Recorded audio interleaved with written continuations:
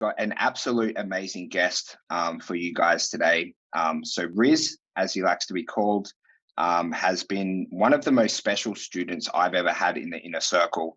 I've never had a moment in my life where this man does not pick me up and make me feel better. He's actually called me on some days where he knows I've had a tough day at work. We've become like incredibly close over the last couple of months, which has been such a great asset to my life. So firstly, thank you.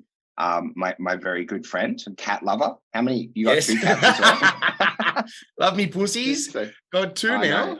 Got a little rescue at 10 weeks and then one at 5 months. So yeah, cat lovers unite, bro. We're onto it. Maybe that's why. Maybe that's why so well. But yeah, I think so. Today, guys, about the Godfather offer, being the best student in a program, which I think is a particular skill set, a little bit on organic marketing and how to make your gym a very special place. But Riz, mate, before we get into it, why did you get into the fitness industry? It's a pretty crazy industry to get into. Okay, so there's like a huge fucking backlog, and I always believed. I'm going to go really broad and then try and narrow it in for you guys. I always believed my mum was a socialist, that is, but like someone that believes in like sharing wealth essentially. Right. So I wasn't really like the whole idea of being a business owner and that sort of stuff or making money was kind of like frowned upon. But in my head, I was always, mate, I was like, when I was like, I think I used to steal my dad's porn mags and sell them as a kid to other kids when I was like 12. So I was always trying to make money. It was just in me. I don't know where it came from. My mum wasn't like that. Nobody in my family really was like that. But I tried to make money in like the most morally acceptable way so I wouldn't get the disapproval from my mum. And I thought, well, as long as I'm not like a banker, as long as I'm not someone that's going to like sell you a car you don't need or whatever, in my head when I was young, I thought might as well try and make people's lives better and make money at the same time. Like I thought that was kind of seemed like an honorable thing to do. I did like a chef's course and a bunch of other things, like worked in kitchen, mowed lawns, did like brickies apprenticeships and shit. But then came the realization, like I love being in the gym, and I loved through my own health and fitness journey from when I was sort of like a really overweight kid at 16, my own journey and transformation there. I really kind of I saw that as the honorable thing to do in my life. So I just kind of zoned in and focused on that and kind of came from the lens of like wanting to help people, whatever that kind of looked like. I didn't really care as long as I put my energy into learning. I did like a psychology degree and I've done a bunch of other stuff because it's all centered around helping people. So as long as I can make money around helping people, I was kind of happy. Does that make sense? Yeah, no, it does. And mate, you said something very interesting about the socialist. So I had a very interesting interaction 2 weeks ago when my sister came down. So she's also a socialist. So we're walking to the beach. And she's like, Jeff Bezos should give all his profits to his staff. and I was like, what is this chick on? I was like, and then anyway, so we were chatting and I was like, that doesn't make sense. And like, no. And then, so now she calls me her little capitalist. But I was a nice little pat on the head there. Yeah. I was talking to my psychologist, Rach, and I was like, this was such a weird conversation. It played with my head. Like, why would anyone think like that? She's like, oh, she's a socialist. I was like, it was my first interaction with it. Yeah. But very interesting. It makes sense, like spreading the wealth around. I do believe having too much wealth is a bad thing, but there is no way I'd be sharing my profits equally down. No, but I think it comes from people who don't really understand business. I think once you've worked and built your own business, like I was very much like team socialist. I was like, that sounds great. Everyone should get. And then I'm like, actually, a lot of people don't really pull their weight in life either. And they don't deserve the same amount of cash as somebody who does work overtime. I'm sorry, I just can't align myself with that belief. But I think that's what it's grounded in. I'm open to being wrong on that, but I think that's what it comes down to. Once you own your own business, you don't really want to be, it's not on the cards. Well, I think it's just such a beautiful mindset to have, because I imagine when my sister said it, we had a really lovely conversation. But you've got to have your mind really open to, so many different things in the world. But let's keep on the fitness side of things. You mentioned you were a little bit overweight when you were 16. Yeah. Talk to us a bit about your fitness journey, how you fell in love with, your training and things like that. How did that come about from being an overweight kid to, being the handsome Hercules you are today? Look, man, I went to a performing arts high school from like 12 to 16, Newtown High. Yeah. Some of you listening might be locals to Sydney and know the school. Essentially, like really, really beautiful people there when I was a teenage kid, like chicks with 10 out of 10s from my perspective as a 12-year-old boy. I was like, fucking what? And we had the reputation of like having really hot dancer girls like in the school. And so immediately like you start sort of comparing yourself to that. And immediately I didn't fit in. I had long hair, like a Justin Bieber sort of vibe. I was like quite chubby. And I didn't really sort of feel like I fit in at all. I played like sports and soccer. I love soccer. I played it for like 8 years. But my mum was always like very anti fitness and like didn't want me to become like a buffet or like my dad, because there was a bit of history there. My dad's sort of quite a dominant sort of big guy. She didn't want me to become anything like that. And so for me, there was always this like push pull, but I couldn't escape the fact that I didn't feel comfortable in my own skin. I didn't like how I felt. There was anxiety, there was social comparison, talking to girls. I felt like I was never worthy. And that's a big thing. Like a lot of us and what we gear our behavior towards is, you know, finding companionship and doing all these sorts of things. And I didn't even feel aligned in that. And so I was like, well, what can I do? I'd do push-ups, I'd go running, I'd do all sorts of like stuff that was sideways to like being effective. Like I just did whatever I could get my hands on as like a 14, 15-year-old kid. That didn't work. I ended up going to the gym at 16 when I moved to a country town called Taree. It's like 4 hours north of Sydney. I know I used to play rugby league in Taree. I grew up in Tamworth. So we used to play footy all around that area. Yeah, they're big in footy there, man. They've got a few good footy boys. Yeah, country boys, fuck, man. They're intense, dude. They don't give a shit. Yeah. They were wild boys. And so I moved up there, and it was like 30 minutes to walk to the gym, 30 minutes to walk home. So I just got in that rhythm. Went to a gym. One of the guys there who was the trainer showed me pretty much everything I needed to do. And then I was just in there like a kid in a candy store, got put under the wing of a few bigger guys who were like 40, maybe 35, 40. And they just kind of ran me through sessions and kind of helped out, which was really nice. And that's kind of where it took off, because I was like, fuck, I feel better. And girls were like, oh, who's this, you know, hot guy who's moved up from the city? And I was like, sweet, this is the We're good to go. Yeah, 100%. And so it was just a lot of that. And that's what I was like, oh, well, I'm actually in control of my life.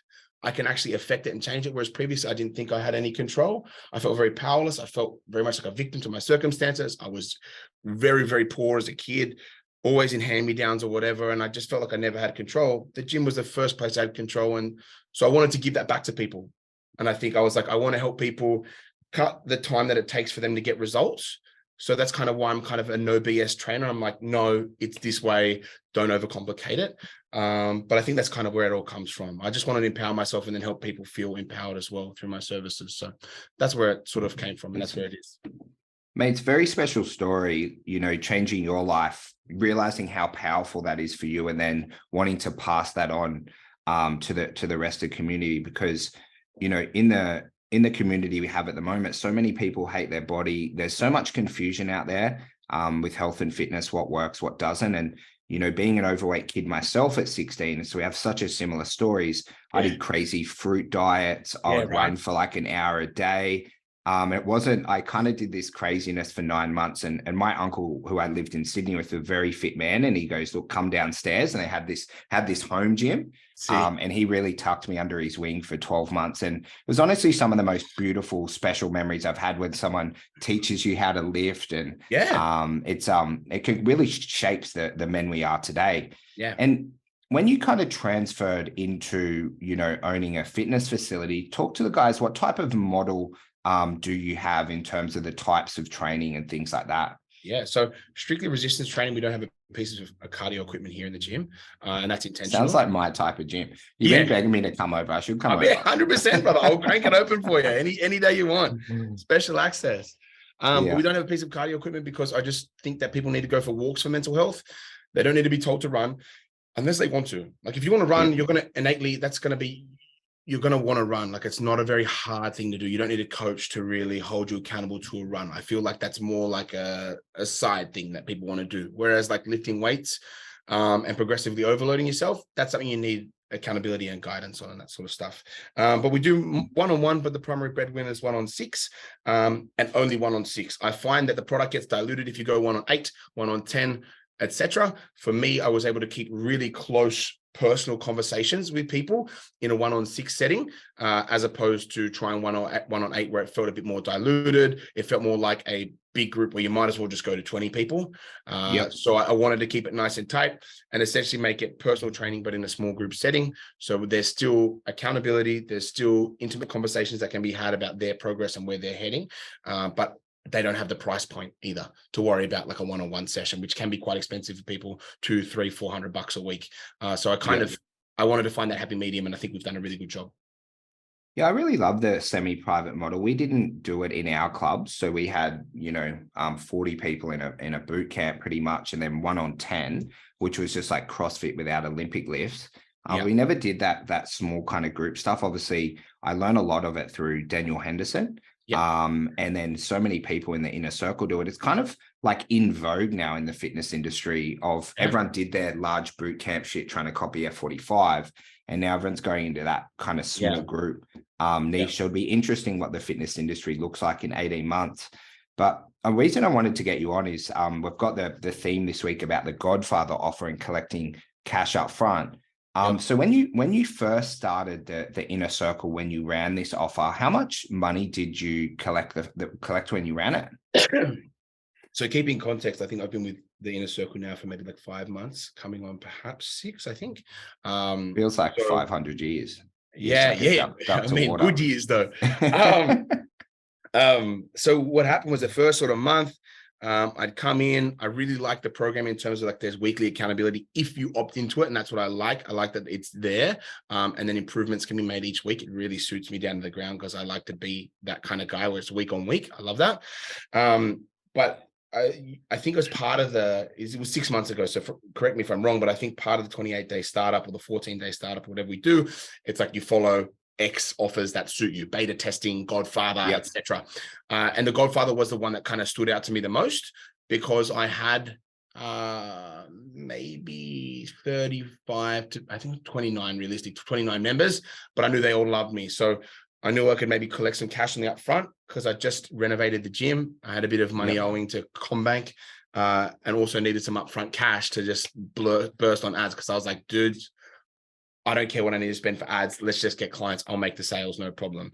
And sure enough, we did. So it was about 18K collected up front. I contacted less than 10 people. I didn't want to say 10 people because I wanted recurring debits as well. I didn't want a bunch of cash up front because I know I wouldn't probably be responsible with it too much. I was like, 18K is good because I can pay off some of the bank and then put some into ads. And sure enough, that plan worked really well. So. And so you just released it direct, like text message, did you? Yeah, text message and email as was told, but only to like 10 people that I thought were going to jump into it. There was a few more people I could have done it to. There was a whole another 30, 35 people I could have done to, but I just chose not to because I like the reoccurring debit thing. It's how my brain works. I like knowing what I've got, week to week. But I understood that the uniqueness of that offer is pretty good in my circumstances to at least get some cash flow in the business and allow me to I think I even bought like a fucking TV because I was moving into a new house. It was nice, So there was a bit of that where I was like, I got to live a little and feel a bit better about my business and then understand that there was some work to be done with the cash that I had as well. So it was good. I think as well, it's just, so the reason we added in is a skill building exercise where, at the moment, I believe you're at just about 60 members at the moment. Is that right? Yep. So really good stuff on that. You've doubled your business in 6 months. So congratulations. But a business owner who can generate $5,000 to $10,000 in a day or two is a dangerous business owner. And I hope, mate, that you're never in that position, and I hope I'm never in that position as well. But if we ever do get in that position for whatever reason, because you can extract money fast, it just makes you sleep easier at night. And then obviously you can use it for paying off, loans and things like that. I know a lot of people in the fitness industry are in, sadly in a little bit of debt after the last couple of years. But you also reinvested it to grow, and you've kind of doubled your business towards the end of the year. The business. Definitely doubled the business in 4 months. Now, because I didn't have a trainer, I hit capacity. So 60 members was capacity for me. I tried doing some online stuff, did my best with there, but it was kind of.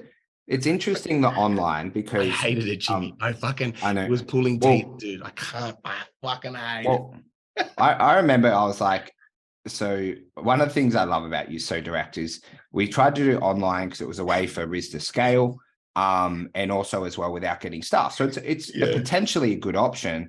And remember, we're trying to a great option. Don't get me wrong, a solid option. We're trying to customize it for you, right? Like, hey, you can do the weekly calls for the connection. And it just didn't hit, hey. And that's totally cool. at least you tried it, and you're not going to fucking think for the next 5 years that you should have an online business. Sometimes life, you just got to try stuff, see if you like it. Well, that's kind of how the history of like how I came to be such a passionate business owner was, because I did landscaping, I did brickies laboring, I did chef's course, I did damn near everything you could think of. I worked retail, I did the whole nine, and it was like I always came back to fitness. I love fitness. I was like, well, fuck, I know no matter how many temper tantrums I'm going to have, I'm still going to want to do what I want to do at the end of the day. So no matter where my head goes, it'd be nice to sit on an island and coach people from a laptop. I'm like, I just fucking hate stupid. It's not me. I don't care. Give me my bacon egg roll in the morning. Let me go to the gym and let me coach my clients. Like, I'm pretty simple. Well, the thing is, Riz, and I really hate that living on an island working and stuff, because if you think about realistic, and I firstly love online businesses, I love online fitness businesses, I love gyms, whatever makes people happy. Yeah. But the people who live on an island and sip mojitos and stuff, either they've outsourced themselves fully from the business, which means they're probably doing over 3 to 5 mil a year, which like realistically and statistically, not many people will get there. No. Or they've got two parts of fuck all clients. So they're like sitting on the beach in Bali, but they're fucking staying in a $10 a night place. And they're like, I'm a nomad, and they've got the shittest life ever. Because if people do online and you're listening to this, so I thought my life would be, I have a fully online business. I have a real fucking job now. Like, I got to turn up at like on time. We've got 20 staff to manage. It's not like a full mess around. It's such a fallacy that people think their life's going to be like that. But sometime in your life definitely is when you go away for, I'm trying to get you to come to Europe next year. It'll be a barrel of laughs if we can catch up. But when you do that for 12 weeks, it's actually very unfulfilling as well. Yeah. So I did 12 weeks where I'd only worked a couple of hours, and it was the most depressed I've ever been. Honestly, it was towards the end, I was like, what's going on? Well, I mean, something that I learned, like, dude, when I've been through a fucking remedy, like drug addiction, like all sorts of fucking weird shit in my life, like attachment stuff, going to therapy. And the thing that I learned was, like, wherever you go, there you are. And if my brain is looking for an excuse to go somewhere else, if I'm thinking digital nomad, I'm not comfortable with where I'm at right now.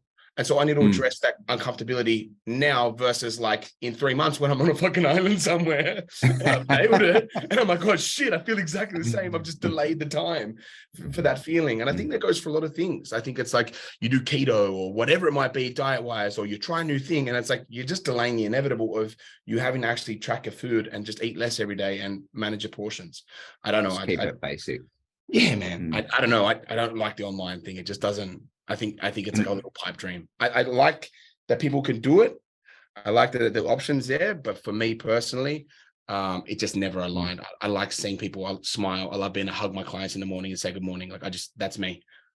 Yeah, and I think in fitness and businesses, sometimes if you don't know what you want, you've got to try it, and it's okay not to love it. But it's better to try something, realize that either you love it and run with it, or realize that, it's not for you. So you can just park that idea. And mate, I want to talk to you a little bit about the feeling of collecting the 18K, because I remember when I first did my one, I was about 26, and I'd never seen that amount of money hit a bank account in a day. I thought I was going to be like a billionaire. So you're like a little bit more. It's just like, I don't know what to do with my millions today. It was mental, mate. It was mental. But how is the feeling for you to know that, you have that ability to, collect that money in a day or a couple of days? I think because you've done like a lot of therapy, we've both done therapy. I think that mental journey we can really walk and talk other people through, because I noticed that you explained pretty much what it was like that I walked through mentally, that experience psychologically that I went through. And I could sleep easier at night now, knowing that I can generate that much revenue. It was very empowering because I felt like a dangerous business owner. I was like, oh shit, like fucking, I'm 20 grand in a fucking day. Yeah. What? like I was like, fuck all the doubters. I don't know if you've seen that. Oh, what's the training day with Denzel Washington? He's like, King Kong ain't got shit on me. I was like, that's how I felt. I was like, fuck everybody. I'm the man today.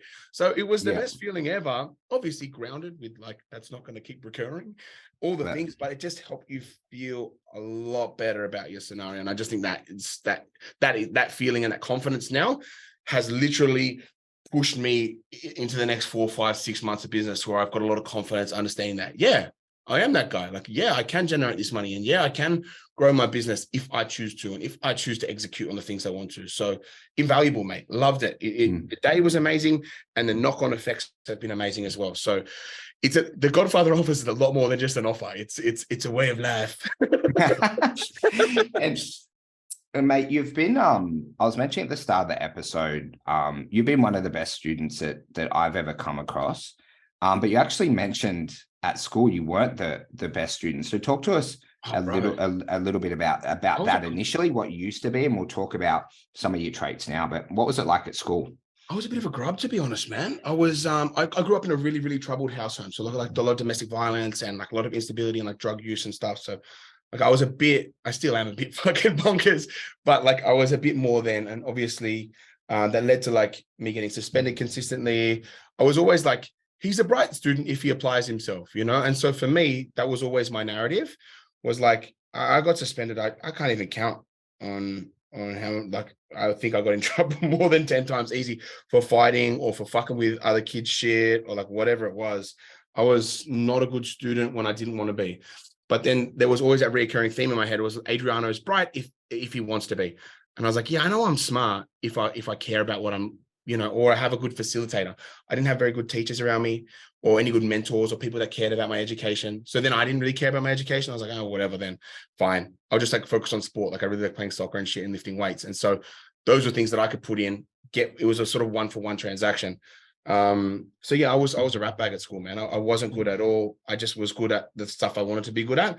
Then when I went to university, I was a really good student at uni, did my psychology degree, nailed that. I think my highest mark for stats was like an 87 in second year stats, which is like a really good mark. So the things I liked, I really gravitated towards, and I knew I could do well at if I applied myself. So I think I had that in my back pocket always. Yep. And then I think after lockdown, especially when it was like our industry was looking like it was going to shit itself in 2020, I kind of sat down. I think the second lockdown hit me even harder. And I sat down, I was like, do I want to be a plumber? Do I want to start an OnlyFans? Do I want to start selling drugs again? I don't want to sell drugs. I don't want to be doing OnlyFans. I don't want to become a fucking plumber and make bulk cash. I can't do that. It's just not an option. And so I'm like, well, guess what, big guy? You got to start going hard at what you love then. If there's no other options on the table, let's laser focus it and get really good. So I think that's what it sort of came to. I walked mentally down the alleyway of like, can I be an apprentice? Can I do this? And it was no, every time. I would hate to wake up and do that. And so I was like, well, you've got to find a way then, buddy, because like you've got no other choice. Either be miserable or go really, really hard and work your ass off. And so far, working your ass off has been a really good option. So. And you've got an incredible work ethic. And thank you. One of the things that I really love about you is you're a very direct person. But you're very like jovial. Like I've never had a bad experience. But what I like is with our coaching together, there's no gray zone. You're like, this is what I want, this is what I need. Yes. And I'm like, okay, cool. I can give you this, maybe have a look at it this way. And is that something that you've done recently with your coaching? Because when we first met, you're just like, boom, boom, boom, this is what I need. Can you do it? And I was like, oh, yeah, okay. And is that something new that you picked up post-COVID, or have you always been, pretty clear with what you want to learn from mentors? No, I think I've always been pretty clear, but I've always relied on a mentor to actually to listen. And as a coach for me, I've either got the source for you or I don't, and I'll pass you on to the right coach for you. And I think that's where a lot of coaches go wrong. They'll happily take your money, let you live in the gray, and be like, and play this kind of game of like, essentially what felt like in the coaching experience that I went through was like, throw shit at a wall and see what sticks, versus like, I think, you go to a bodybuilding coach and they're like, okay, it's bench press, fucking 10 reps, 4 sets, you eat this and this and this, and you will get this result. And I'd never met someone really until I came here. Previous coaching companies, don't get me wrong, have helped me in the past. But you guys specifically have given me a measurable way of like bodybuilding was for me. When I did my stint in bodybuilding, it was like, do this and this will happen. And I've done this and it happens. So for me, it's like, well, then fine. I've got this input to give you. What can you give me with that? I've got $1,000 to spend on ads a week or whatever it is. What can you give me with that? Okay, cool. We'll work with that. And I don't know. That's just sort of how I've grown into, because I think I've got the right coach in you, got the right mentor in you and the company. I don't think I've done other coaching companies before and I kind of lost face because they told me that they give me something that they couldn't really. Whereas you guys like, no, we've run fitness businesses. This is how you do it. And I was like, cool. And then just did that and it worked. So. And one of the things I think why we clicked so quickly is one of the first things you said for me is you go, I want my KPIs tracked and measured each week, and I want someone to give me feedback. Do you remember that? Yeah. And I was just like, this is my man right here. Because I'm all and because I just have this thing that I want to pass on to everyone. That is that if you have a business coach, guys, and they're not giving you, if they're giving you feedback without business metrics and KPIs, just go and listen to their podcast because they're giving you tips. But you were very clear within that. And how have the KPIs, because we get to look at them every Monday together now, how has that kind of helped you make better business decisions? Oh, mate, they're the best. We just know inputs, outputs. That's it. It's like if you're training a client or whatever, and this is kind of how, and this is why I became a good student, because also if I'm looking at my coaching clients and they start acting a fool and I'm looking at them en masse and they're not counting calories and they're not weighing in, I'm such a punish. It makes my job so much harder. I'm like, you're not getting the most out of this. And so for me as a student, in roles are reversed, I'm like, well, I better be a great student because I'm talking shit about, or I'm upset about these people acting this way. Well, I better bring the heat if I'm going to be coached. I better be a good student. I can't complain about something that I do. I don't think that's right. So I'm like, well, my standards are different in that regard.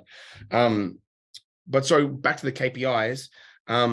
Yeah, mate, I think that's the only way to run it. How are you going to know what works unless you measure it? Like you're not going to know. I just feel like that's the best thing that you could have given me was that KPI sheet. It's so simple and so easy.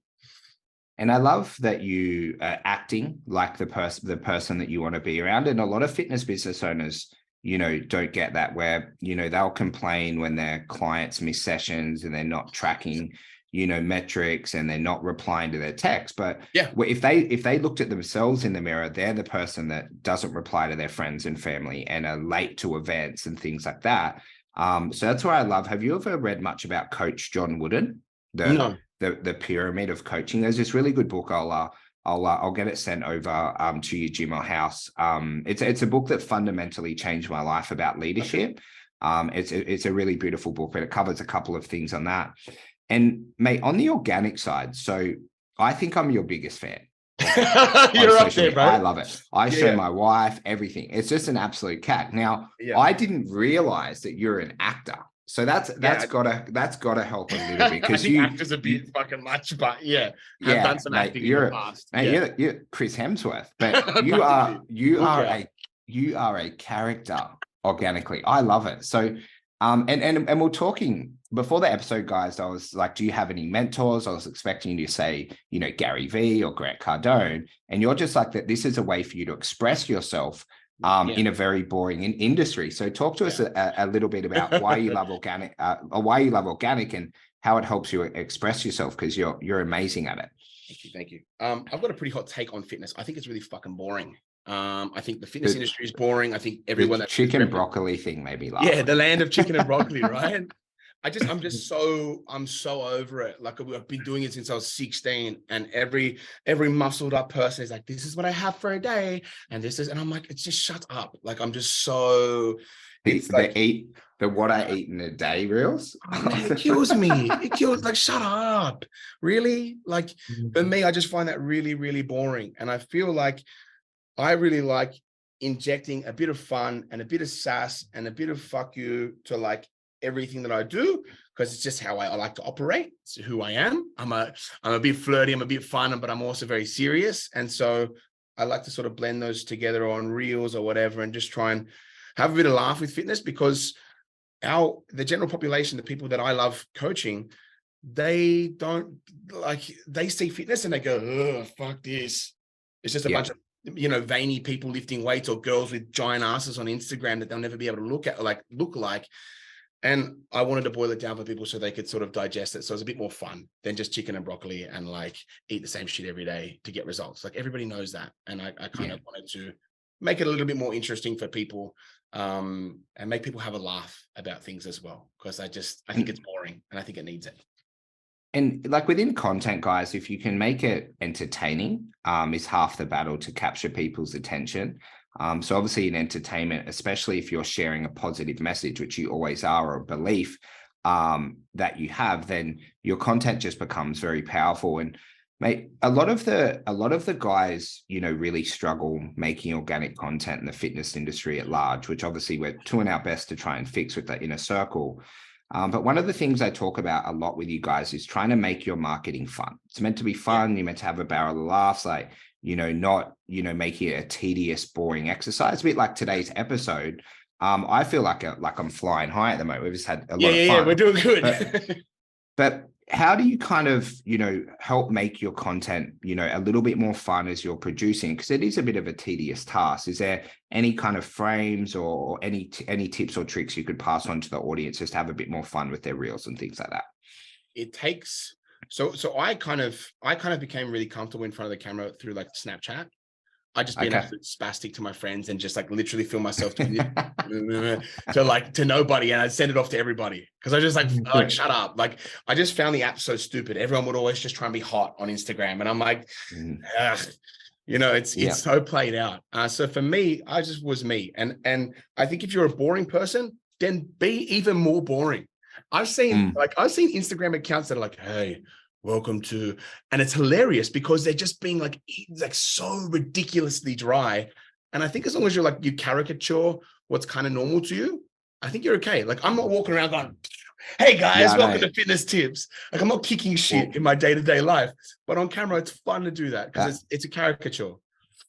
Yeah, that video you sent me was classic because a lot of people in their branding, it's very interesting in our testing. So what people do is they go pay a fucking professional camera company to come in to film this bullshit montage of their gym that's like a bloody movie.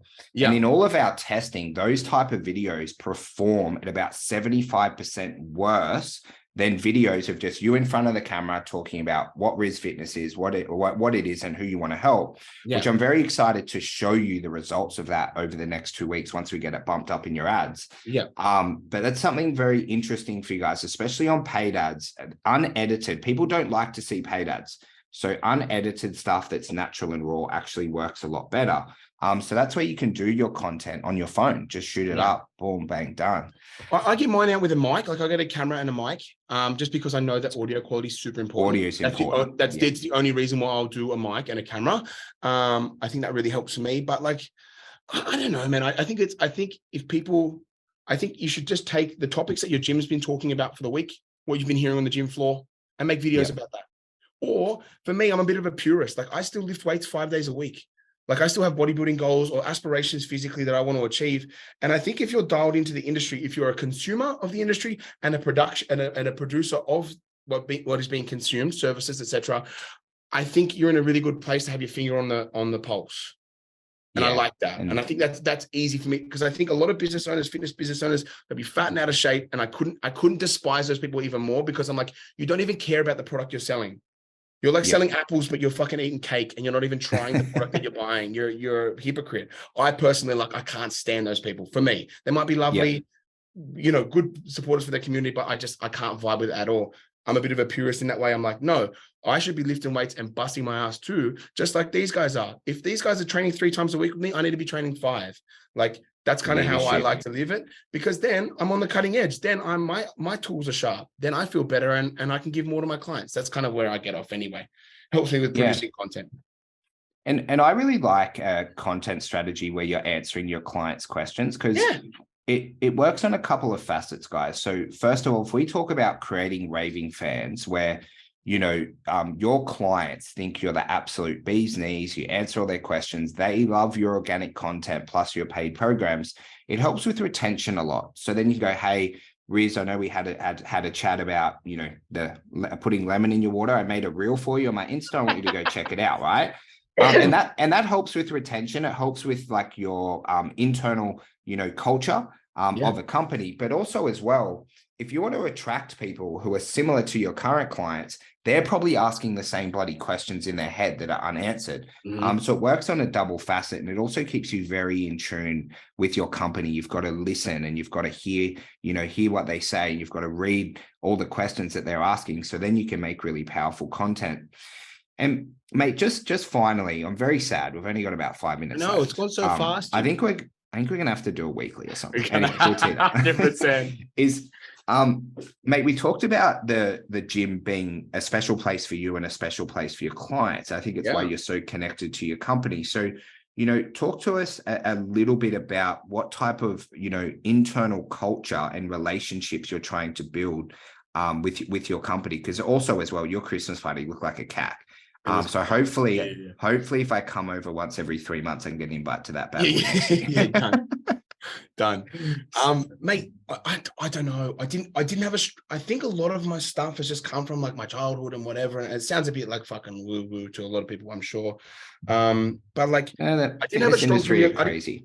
I didn't have a strong familial connection really, or upbringing. And so I loved people that supported me. I never got support from family or really friends, like pat on the back. But I've not had a lot of friends like promote my services or family. I've not had my brother like share my fucking business page or even put a Google review on there, the prick, nothing. And so it's like the bare minimum I haven't received. And so if clients are like putting food on my table, I take that relationship very, very seriously. For me, I'm blessed. I'm lucky. Every client that, sure, if they're a pain in the ass client, well, you're a pain in the ass. That's your problem. I don't want to deal with you. You leave the gym. But for the most part, I've culminated a really good relationship with people that actually contribute to my life and I can contribute to theirs. And I really value and honor that experience. So I think in a lot of ways, it's become a second home for them. They can come talk shit. There's no topic that's kind of off the cards. And we're not doing like HIIT training. So it's not like you're like out of breath. We can have conversations in between sets. We can talk about what's going on for them and the challenges that they're facing with their diet. And it becomes a bit more of a holistic sort of thing. So I don't really know how to best put it, but I just put a lot of love and care and personalization into all my clients, even in a small group setting.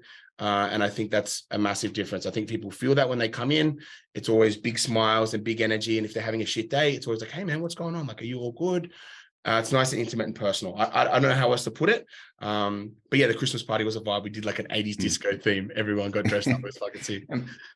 Mate, it's very interesting. And I think you would know this a lot better than me with, studying psychology. But when I talked to my psychologist named Dr. Rachel Upperton, she's the bee's knees. But I was talking to her about my relationships at Code, and Code 5, when I had it, was like my fucking life, right? But then what happened is when I became a business owner, which every fucking business coach used to tell you to do, because I wasn't coaching people, I fell out of love with my own company. I didn't love it anymore. So then what happened is I started to business coach people because I got that connection, like me and you have connection. Yeah. Is I fell in love with it. So I ended up selling my 3 gyms for wrong or right. That's what happened. And now the inner circle is my life. But it's why I love it so much is the connections and the friendships. And with a business, you get to create your own fucking family. You get to create your tribe. You know what I mean? If you want someone in there, they can stay in. If you want someone out, you can boot them. Which is one of you don't want to be too ruthless, but you get to create your own family. And that's what I love about a business. And I wonder if that's a little bit because me and you had a similar childhood. My mum passed away. My dad was a drug addict. I bounced from house to house. So different, but similar. And I wonder if it's from that childhood where we create a business to create a community and a family that probably we always wanted. Massively. I think that's purely what it is, because I started becoming a personal trainer because I wanted to help people, but I always also wanted to be like the guy that helped people because it's good for my head. Knowing that I was contributing in a really powerful way to my community was really good to know, to one, feel wanted and to feel respected. I think that's what everyone really wants, is to feel wanted, needed, and respected. And I really got that out of personal training. And I feel like it was a really good transaction of, hey, I'm educating you to feel better about your life, and you're just paying me cash. Like, I think that's a really sound transaction. I don't think anybody loses there. I think if anything, we're probably undervalued as trainers. But that's a conversation for another time. It was definitely about creating that. I almost tried to fill a hole that I didn't have in my life through my business. If probably I can be honest, I think that's definitely what it was about. Yeah. I think I did as well, because now we're getting very deep and when I was, so guys, as you picked up, I see a psychologist every fortnight. So you fundamentally talk about your childhood and all the fucked up shit that happened and why you're the person you are now. And she's like, you're always wanting for connection. So he's like, your business is a way for you to connect with people who you want to be around. And it's such a beautiful part of a business. And I think it's why you have such a special community. I can see that through the images, but more so just how much you love your fitness business. You're saying before the episode, you go, if I had $1 billion, I'd still be in the gym at 5 a.m. And I was like, well, hopefully me and you would like fly to Vegas or Europe for like a week. You said a week. And I was like, in my head, I was like, man, if Riz became a billionaire, I hope we'll do like a 6 to 12 monther, you know? I couldn't do it. I couldn't do it. I love waking up and I love people opening up the gym. I froth it. If you become a billionaire, I'm trying to we could do a little trip, go everywhere. We'll go see every fucking gym in the world. But then once that's done, we'll come back. We'll launch and scale. Riz Fitness. But my friend, I don't know, man. I truly believe that. Like if I had all the money in the world, I honestly believe only thing that would change is I'd probably wake up like at 7. You know, or like I'd probably be able to train from 5 to 7 and then start my work day. That would literally be it, because I like training in the mornings. Outside of that, like when I say I love what I do, dude, there's not another thing that I could wake up every morning at 4:30 and want to be motivated to do is come in, see the people that care about the service and to contribute to their life. Like that's I'm very, very happy in that space for now and happy growing that and, you know, whatever else. Mate, I love it. Guys, that's everything for today. You're a good podcast guest, my friend. So I've had a few dicey ones in the past. Obviously, you want to train with the Axial, but thank you for being so open, for being vulnerable at certain times in the episode. I know I appreciate it. I'm sure the community will definitely appreciate it. And mate, we'll talk a bit about content. So where's kind of the best place for the guys to see some eyes on this hilarious content? On this specimen of a human. Yeah. Riz Fitness on YouTube or Instagram, and the 12 kg coach on Instagram for like my online-y stuff. But it's a bit more personal than like it's a bit of everything, bit of a mishmash. But yeah, Riz Fitness or the 12 kg coach, or my mobile number, but that's a private. or my Snapchat. Or my Snapchat. You doing that? It's just hours of me. Yeah, it's not a good I don't have Snapchat, but I want to get it now. But guys, that's everything for today. Thank you so much. If you enjoyed today's episode, I always love if you give me a message on any of my social media channels. And of course, guys, just remember, as always, you have the most important job in the bloody world. The world is not getting healthier and fitter. We need more motivated and highly skilled and talented fitness business owners. So together we can change the world. And I hope that you guys have an amazing day wherever you are in the world. Bye-bye, guys. Thanks, guys. Cheers.